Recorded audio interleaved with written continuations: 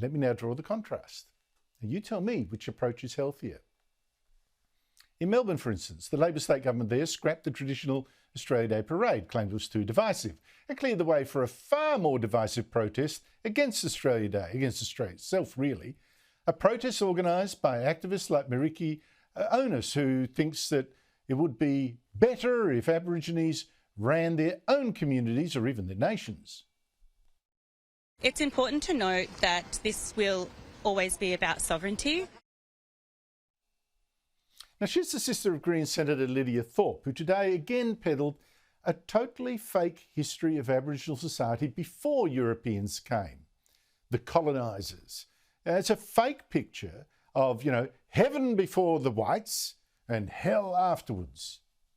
But I wanted to quickly touch on what it was like before colonisation. We lived a free and happy, sustainable life.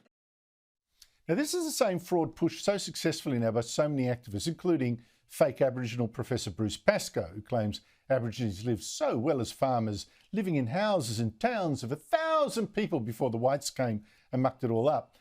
And I say this is a lie or a fakery or propaganda because if Lydia Thorpe truly believed that Aborigines lived so freely and happily and sustainably before the wicked whites, there is absolutely nothing to stop her ditching her house and her nice clothes and her jewellery, giving up her taxpayer-funded job in Parliament, giving up her flirting with bikies and gassy motorbikes, to go live like Aborigines really did. So go on, Lydia. Go live in bush camps, sustainably in humpies made of bark or sticks.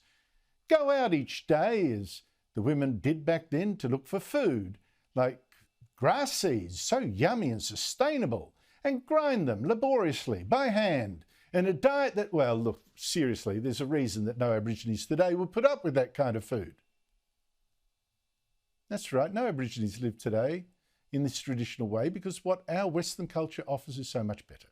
The food, the comfort, the electricity, the housing, the medicine, the cars, the hospitals, the welfare net. It's all infinitely better.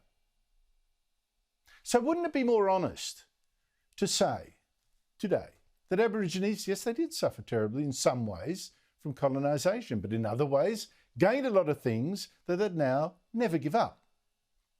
Ask Lydia.